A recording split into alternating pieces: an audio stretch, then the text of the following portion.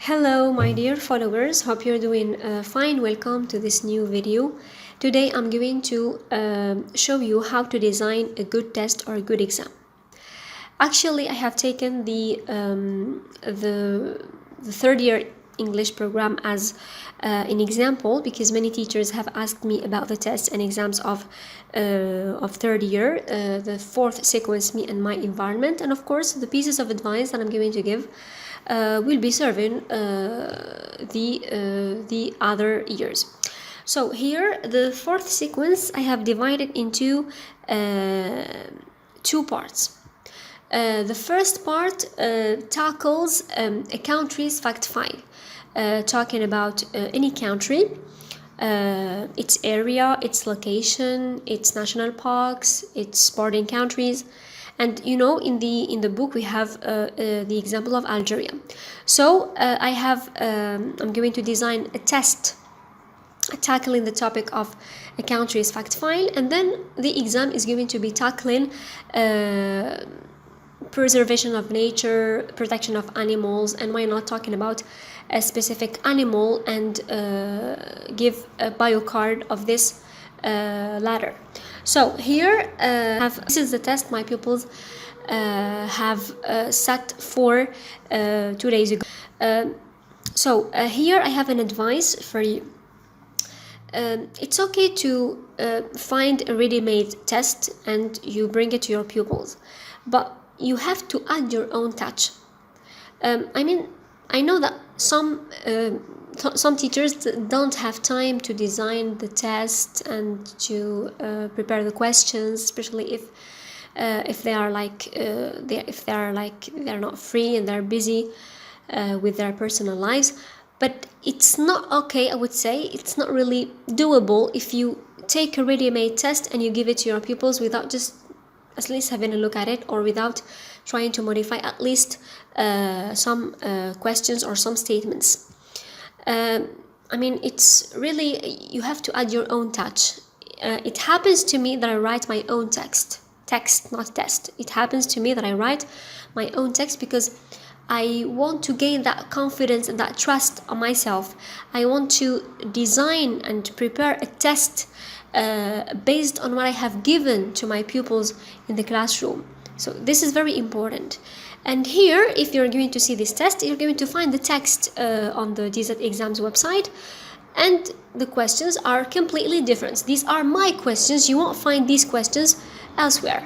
So why not designing your own questions? At least you bring the text, it's okay, but you have to design your own questions. This is the first advice. Second advice I want to tell you. The second advice, your test has to be doable. It has to be feasible. It has to be reliable. It has to be valid. Your pupils have to do the test within the time accorded to them, and of course the time should be 1 hour to 1 hour 15 to 1 hour and a half, not more, not less, because less than 1 hour, this is like unfeasible, and more than 1 hour and a half, it's not a mathematic test. So it just have to be realistic as far as time is concerned. Now I want to give another advice concerning the marking. Here it's optional, but I prefer to not give to each activity a mark. Your pupils are going to concentrate with marking. So just try to mark the parts. As you may know, you have 3 parts. Of course, you're going to follow the official marking of the test and exams. We have 7 points for reading comprehension part, 7 points for mastery of language, and 6 points for written expression. Something else I want to say before I start to, your text should be perfect. Your test as a whole, it should be perfect. It shouldn't involve mistakes. At least the smallest mistake is not tolerated. Even punctuation, even commas, even capital letter, everything should be noticed and scanned. You have to scan your test before you give it to your pupils. Something very important is related to the presentation of your test or exam. Actually, this is a remark done by my inspector once he visited me, and he saw my test on one page. Like it took one page, and the questions were somehow they were clear. I mean, the writing was clear, but it was very like they were very strict, like one activity under the other, like there is no space between the activities. And with the paragraph, and he taught me to try to present the test in 2 pages, so that my pupils are going to feel comfortable while answering questions. And they have to some pupils are visuals, and visual things are important for them. So while seeing all the activities like very, very near amount to each other, they will be very stressed. So it has to be like you have to leave space between one activity and another. And I found it really effective. While you present a test, should be well presented. And of course, as you may know, the test and the exam is like it reflects your personality. So it now let's start here. This is the text of my test. Your pupils have to read it. While you give the test to your pupils, ask them to not touch the pen until they read the text at least 4 times. You give them time. For example, you say, don't touch the pen for 5 minutes. Don't touch the pen for 7 minutes. They're going to take their time reading the text, and it's very important. Now, after that, we're going to see the questions. Of course, as I told you, you have to design your own statements. So the first part, reading comprehension, we have 3 activities. The first activity is going to be true or false or not mentioned activity. It can be MCQ. Choose an answer among suggestions. It can be color the most suitable suggestion. It may be fill in the table. It depends. Here I prefer true or false. So here I gave 3 statements, and I asked them to write true, false, or not mentioned, and I have asked them to correct the false ones.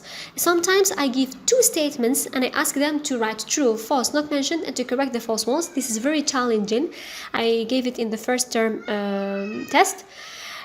So your pupils are going to be really confused, and they have to read twice before they answer. So here, Morocco is a South African country. You have to organize your statements according to their appearance in the text. Here, it's something important somehow, because your pupils are going to be more organized. So the first statement is going to be about the first part. Second statement, it's going to be in the middle of the text, and the third statement is going to be at the end of the text. This way your pupils are going to be more organized, and it is going to be coherent. Okay, so this is there should be harmony between the activities and the text you give. So here I said Morocco is a South African country, because in the text I have mentioned that Morocco is a North African country. I said it's located in the north of Africa, and here I said it's a South African country. Don't give explicit statements. Look at the text here.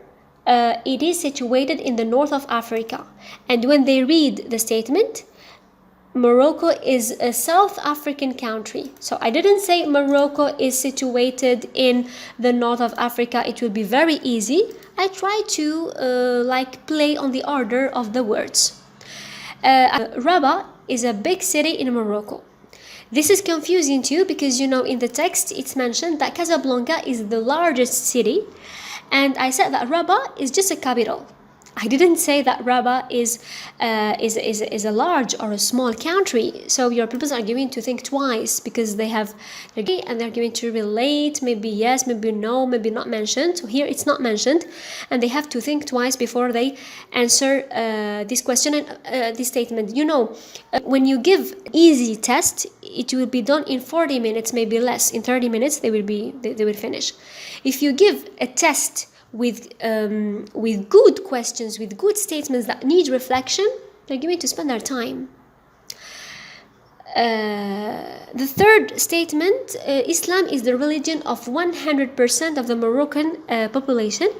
And here I said that Islam is the predominant religion in Morocco. So they have to understand what is predominant in order to be able to say true, false, or not mentioned. And of course you have to ask them to read carefully the instruction, because some pupils are going to put false and they're not going to put the correction or the justification. Half point, which is gone.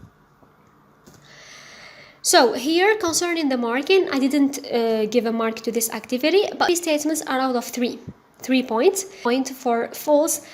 The first statement is false, so 1 point. For justification, half point, half point.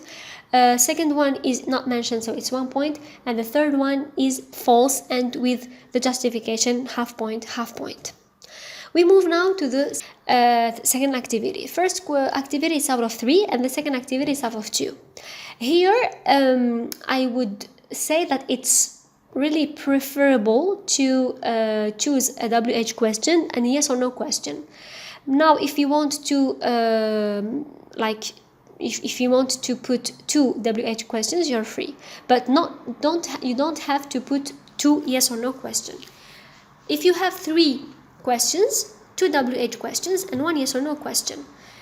So the first question: what are the countries that have borders with Morocco? Here I said countries, and of course your pupils are going to see in the text where we talk about bordering, and they have to choose the countries. They have to look for the countries, not all the borders, because an ocean is not a country. The Mediterranean Sea is not a country, so they just have to mention Algeria and the Western Sahara only. So they have to take their time to answer. They have to know. Some people know what is country, but they answer Mediterranean Sea, and because they don't concentrate. Here in the second question, it's a yes or no question. They have to say yes it is or no it isn't, and you have to insist on that, because most pupils answer yes or no, and they're going to give like a very long sentence after that yes and after that no. So they have to pay attention while answering a yes or no question. Is Morocco bigger than Algeria? You're going to say no, it isn't, and justify. Here they already know the area of Algeria.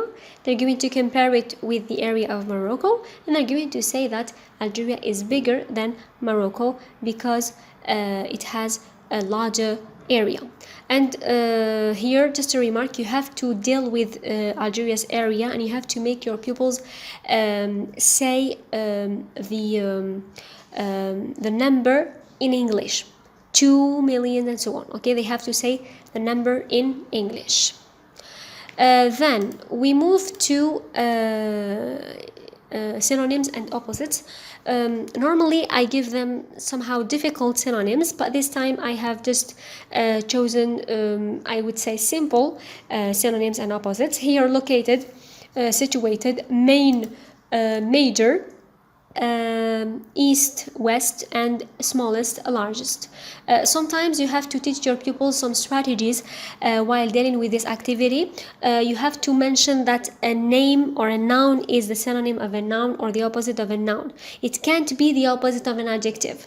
A verb is the opposite of a verb. If the verb is irregular, we're going to find an irregular verb or a regular verb, but in the past simple. If we have a superlative, we're going to find superlative. So each word class has its own synonym and opposite, not another word class. Here, concerning the marking, we have half point for each item, so 2 points. Now we move to the mastery of language part. Here I haven't chosen the lessons dealt with in the sequence.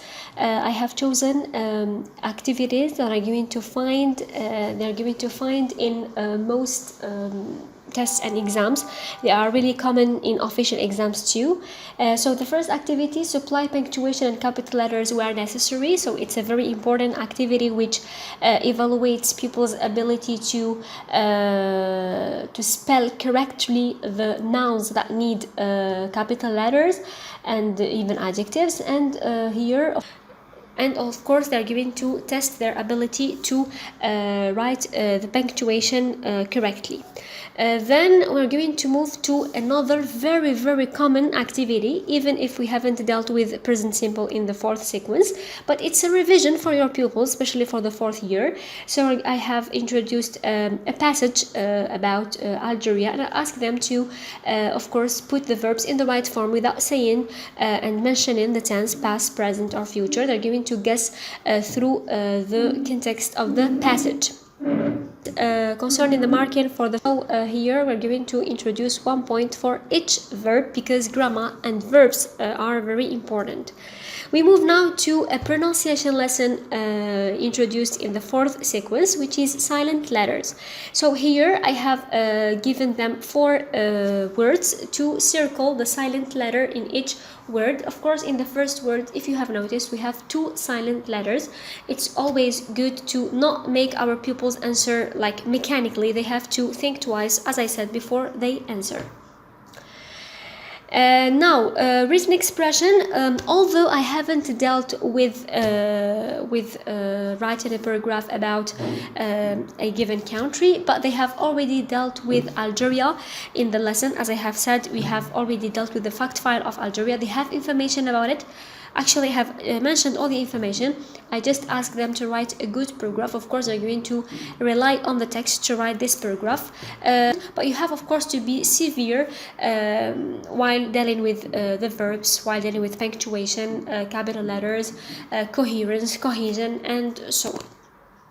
Here, for the national parks, I have asked them to mention 2, 3, or 4 national parks that I remember, because you have already dealt with them in the lesson. So, concerning the marking of the written expression, here I would give 1 point for the content and the IDs they may add. Of course, they have to be true and correct IDs. 1 point for spelling mistakes, 1.5 points for grammar, 1.5 points for coherence, and 1 point for punctuation, and it gives 6 points. Thank you so much, my dear followers, for watching this video. The next video, inshallah, I'm going to post the exam of the 2nd term. Of course, I'm going to tackle the topic of animals and species protection of environment.